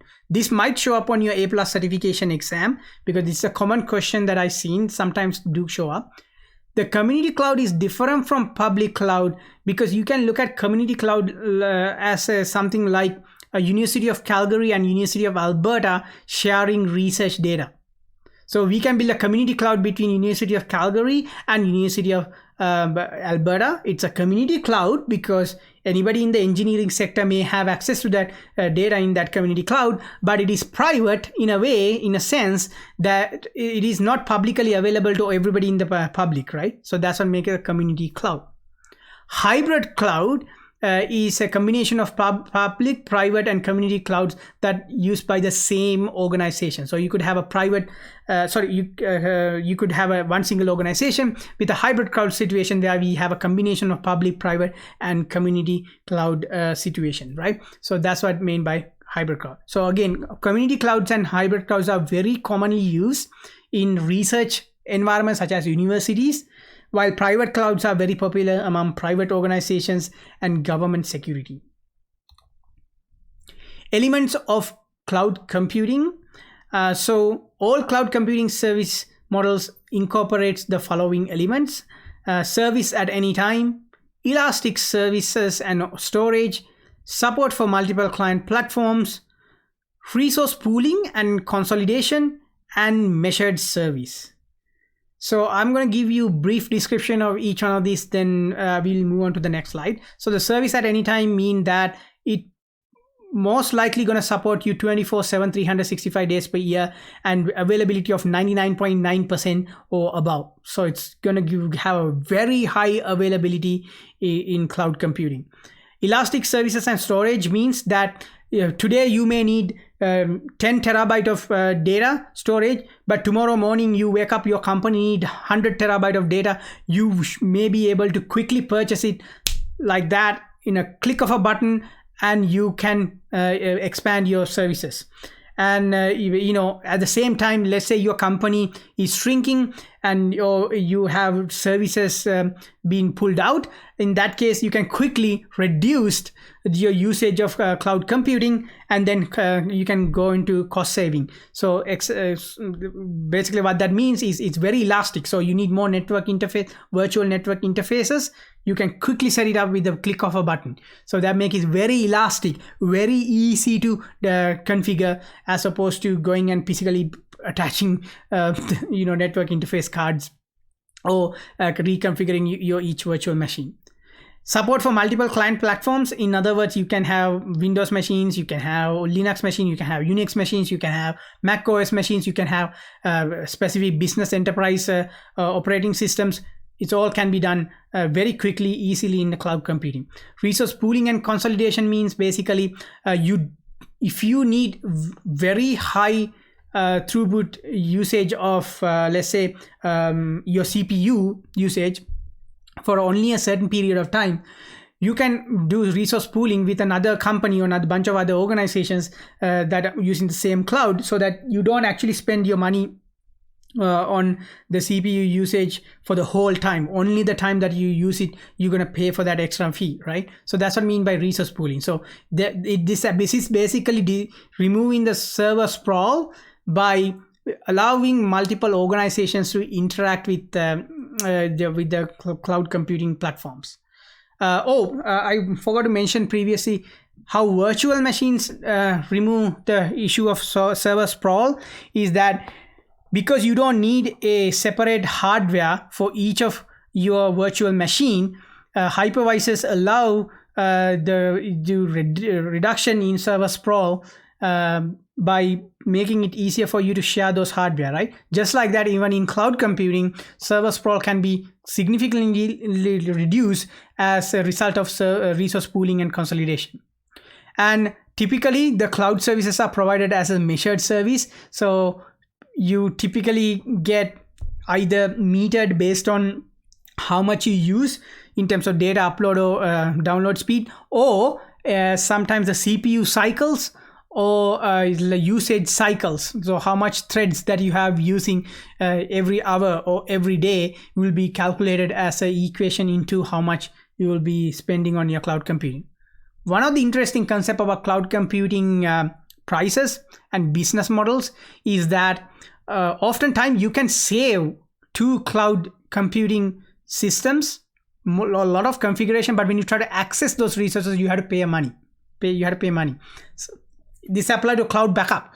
You can back up to the cloud for, let's say, $20 per month, but to download your backup, you had to pay like $200 for a one download. So that's another model that you see. So the upstream, where you actually upload your data or set up your VMs, they are probably going to be really cheap for cloud. But when you try to access resources, that's where you have to pay those measured services. So the pricing models, I'm not going to go into depth of how pricing models work here today, but keep that in mind. So the measured services are differ in terms of how you which organizations you go with and what cloud computing services that you will be using. Microsoft Azure is a cloud service. Office 365 hosted systems, another one by Microsoft. Amazon AWS is a hosted cloud service provider. Google Cloud is another cloud hosting organization, and there are many other organizations. You can go over how their pricing models works. Cloud computing service models that we described in previously slightly in terms of deployment model here, but now we're going to discuss the cloud service computing models with respect to the actual service itself. So previously we look at the models in terms of how cloud computing infrastructure work, like the public cloud, the private cloud, the etc. But now we are looking at cloud computing service model, how the services are divided into pieces. So the cloud computing service models are categorized by the types of service they provide. So they include IaaS, PaaS, and SaaS, and sometimes also known as XaaS. So IaaS stands for infrastructure as a service, where the customer rents hardware, including the servers, storage, and networking. So basically, the your end client. End client is responsible for most of the components. PaaS, or platform as a service, the customer rents hardware, operating system, and some applications that might support other applications get supported, installed. So that is another way of doing it. The other one is called SaaS, which is a software as a service. In this situation, customer basically buy the application is self-hosted on the service provider's hardware or operating system, and applications are provided through an online user interface typically, and you do not directly own any other component associated with the cloud computing in the SaaS situation. XaaS, which is stand for anything as a service or everything as a service, where the X at the very beginning here, X right here, represent an unknown entity or an unknown service. So that is a cloud that can provide any combination of functions associated with the cloud computing models that does not fit into our primary three categories: IaaS, PaaS, and SaaS. And I will show you a diagram how this can be broken down. So if you look at the right hand side, at each progressive level, the vendor takes over more computing responsibility from the customer or the end client. So at the very beginning, we have on-premises. This is where the situation, your company, your enterprise environment, your business environment decided to run the entire server room by themselves. So you own the networking, storage, servers, virtualization, operating system, middleware, runtime, data application. Everything is responsible by you, your local IT team. Your local IT guys are responsible for everything. That's on-premises. When you move up the ladder into the cloud computing, the first one you're going to encounter is IaaS, which is the infrastructure as a service, right? And that one, as I mentioned, you will be renting from the internet, from a cloud service provider, the networking, storage, servers, and virtualization. And anything above that layer, which is operating system, middleware, runtime, their data and the application, you are responsible and your IT team is responsible. And when you move one more up, which is the platform as a service, again, this time we increase the responsibility to we shift the responsibility more towards the cloud computing service providers by now adding operating system, middleware, and runtime as well. So now the networking, storage, servers, virtualization, operating system, middleware, runtime, all run by the cloud service provider. You only responsible for application and data. Finally, when you use something like software as a service, example, Office 365, which is a software as a service, you can use Office all online, or Microsoft Docs, for example, or Microsoft Gmail even. It is completely software as a service.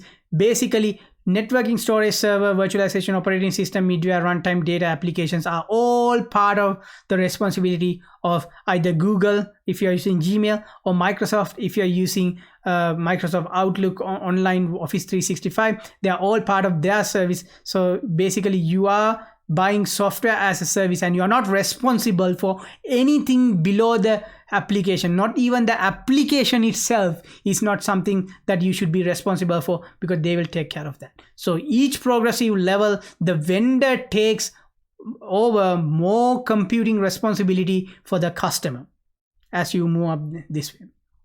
So that's what you need to understand about cloud computing service models. We're going to switch gear a little bit because this is related to cloud computing, but not necessarily a part of cloud computing. That is called application virtualization. Application virtualization is is done by making an application made available to the user by a virtualization server. So if somebody asks you what is an application virtualization on your A+ exam, that is basically making an application available to a user, not by downloading and installing on the user's device, but making it available through a virtualization server. So it does not need to be installed on the user's computer or the device. That could be a cell phone, for example. And two options for application virtualization include cloud-based applications and application streaming. Where cloud-based applications, what happens is the software resides on a server in the cloud and the user access the software through a web browser.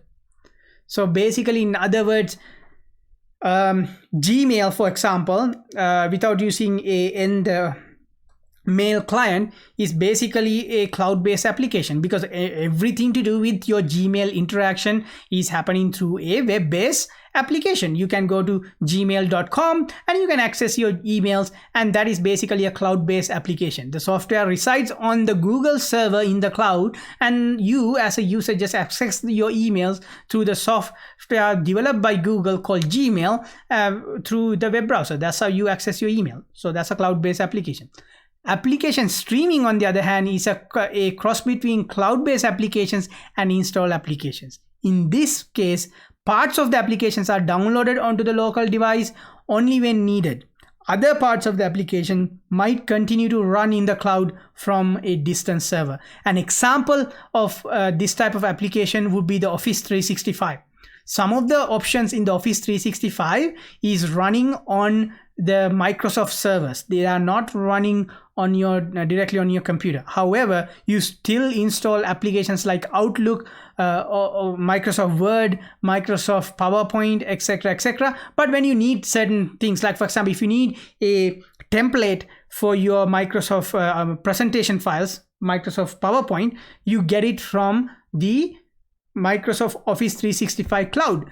Make that a combination of application streaming type of platform. In fact, Microsoft also have artificial intelligence and machine learning built into their Office 365 Excel spreadsheets, and you can utilize those to data analysis on your Excel spreadsheets. And so what happens is your Microsoft Excel software itself is installed onto your computer. However, the artificial intelligence and machine learning that you're using on your Excel spreadsheets are actually part of the application streaming platform on your Microsoft Office 360 account. So that's what the application streaming means. So application virtualization, here is an example in the Android environment. You sometimes see Android application with two buttons, one called install now, the other one called try now, the other one called install, right? The try now option is an instant app feature on Android that gives an app a test drive without having to install it. So if you try this New York Times crossword app, what's gonna do is it's basically gonna run in the cloud, in the Google cloud. It's not really installed on your cell phone. This may limit certain options available to you, such as maybe you can't save the crossword puzzle that you're working on because it's still on the cloud and they don't have that ability, or it may even offer that in the try now option too. But so you don't necessarily need to install certain applications in order to use it with the application virtualization. So now we're going to look at setting up client computers to use those type of cloud resources. So when a hypervisor on a server in the cloud presents a virtual desktop to a client computer, the technology is called Virtual Desktop Infrastructure, or VDI. This is a key term you should be familiar with in your A+ certification program. So when a hypervisor on a cloud environment presents itself to the client computer, the technology itself is using is called VDI, or Virtual Desktop Infrastructure. Thick client and thin client are two concepts that we they use to describe computers. So the VDI, or the Virtual Desktop Infrastructure, virtual desktop is presented to the user on either thick client or fat client, also known as sometimes. Those are regular desktop computers or laptops. So if somebody in the IT industry refers something as a thick client or fat client, that basically means this is a physical footprint of the machine. So it is a regular desktop or a regular laptop. It's considered, even though laptops are smaller, regular laptops are still considered as a thick client. Thin clients are computers that has regular operating system but comparatively little computer power. So that means things like POS, like the point of sale machines, are typically thin client. They have an operating system, maybe even Windows or Linux. Most of the time it's Linux.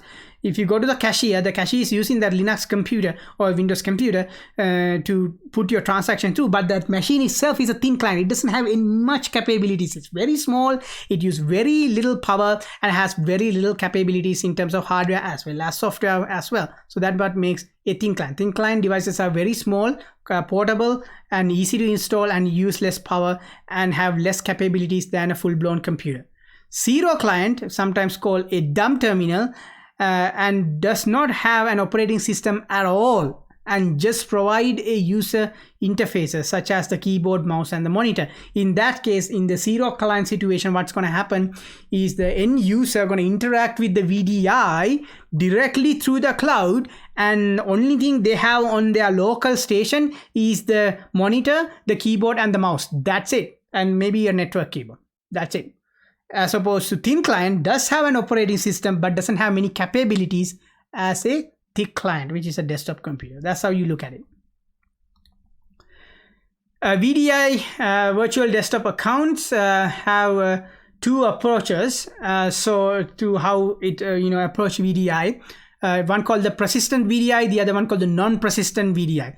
The persistent VDI, the user owns the virtual desktop, which can be customized for user and save for the future use. Non-persistent VDI means the user receives a desktop from a pool of desktop, and each time the user signs on, she gets a desktop that reverts to its original state. So persistent VDI, the virtual desktop that the user interacting with, whatever the changes that the user does and whatever that desktop is customized to that user, retain its customization. While non-persistent VDI, just like it says in English, non-persistent means what it means in English. The user receives the desktop from a pool of desktop, and each time the user logged into the desktop, the entire desktop reverts back to its original state. So that's called the non-persistent VDI. So those are two different types of how VDI works.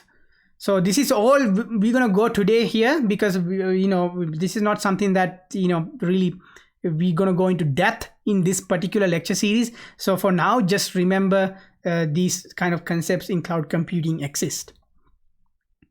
So finally, we're gonna discuss the overall picture of using VDI, hypervisor, servers up virtual desktop, how it works. So basically you have a hypervisor servers up in virtual desktops environments, and we have the VMs, different VMs, and you can have different users with ways to connect. So this is a thick client or fat client. This is a thin client, a small client, and this is also another fat client or a thick client, which is a laptop, and here's a smartphone or a tablet, and they all can access these different resources using that VDI method, right? So that's what this is showing in this diagram. Again, I'm not going to go any more depth or detail on how cloud computing works today, because this is pretty much the end of our lecture. But keep in mind, these basic concepts are very important to your A+ certifications and exams. So that's everything for today. If you like these kind of lectures, please thumbs up this video and subscribe to my channel. And until next time, good luck with your exams and have a nice day.